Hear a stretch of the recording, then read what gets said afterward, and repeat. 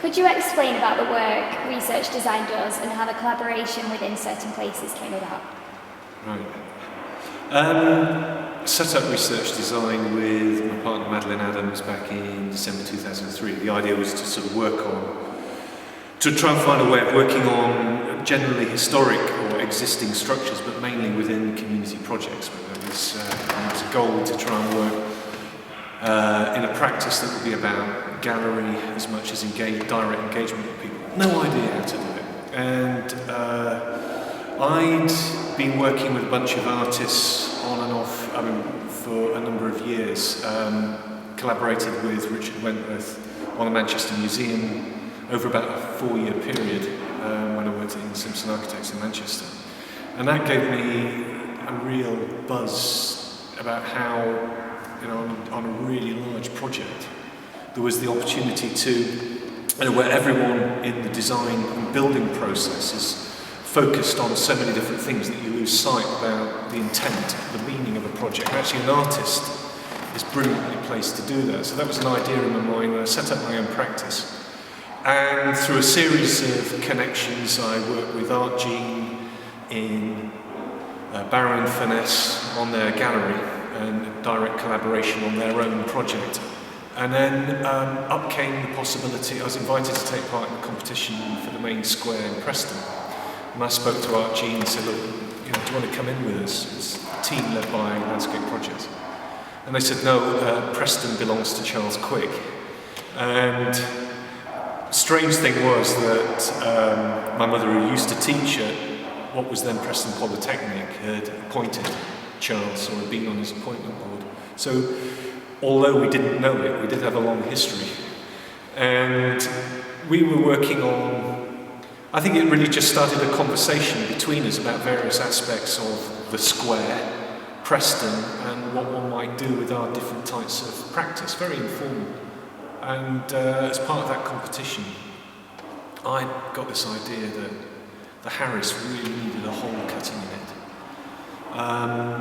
Growing up in Blackpool or on the edge of Blackpool, the Harris really was one of the key cultural centres. And it just, for the first time, being asked to look at, within a team, to look at the square and how it might work better.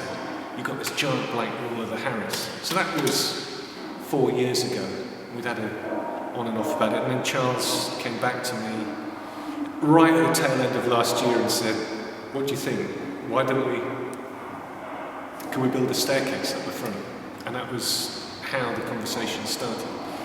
The design is an idea about, we could make a stair that's a stage. What were the ways of doing that?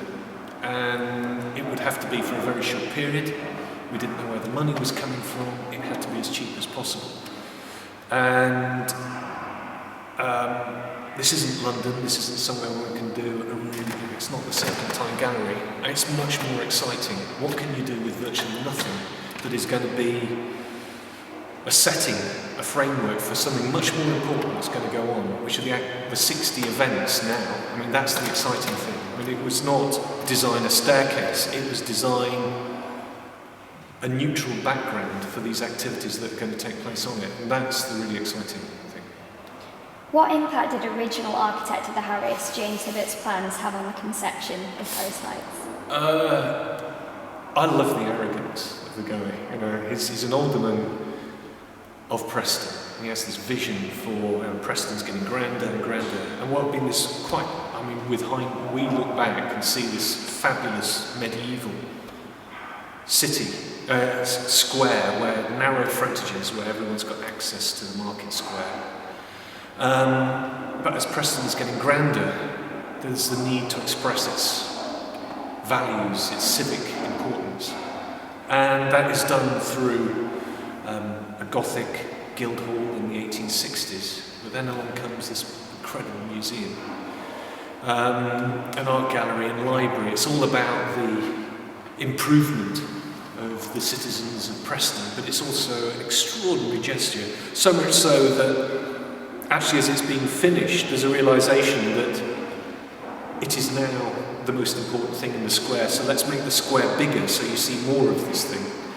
And there are some, in the design, some kind of inexplicable things. It's a building that few people know how to get into, or you have to be initiated to know how to get in. It's not a welcoming, inviting building. So we wanted to play a game with that blank wall. And I mean, Charles had got some examples from the Metropolitan Museum in New York that had built a staircase that I thought was original, that was a new event.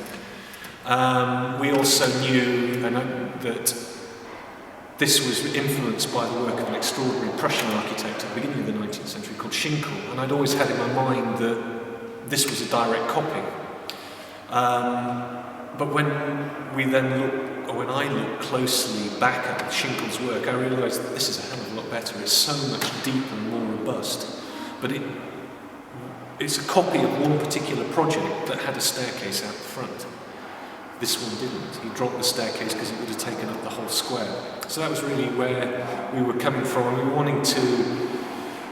We knew it's going to be difficult, even with a temporary project, and I still don't know how it's going to work. I'll tell you on Friday when we're finished it. But we're building something temporary, but had to try and not get lost against the face of the building. For what we went up yesterday, I think it's getting there. It's getting there.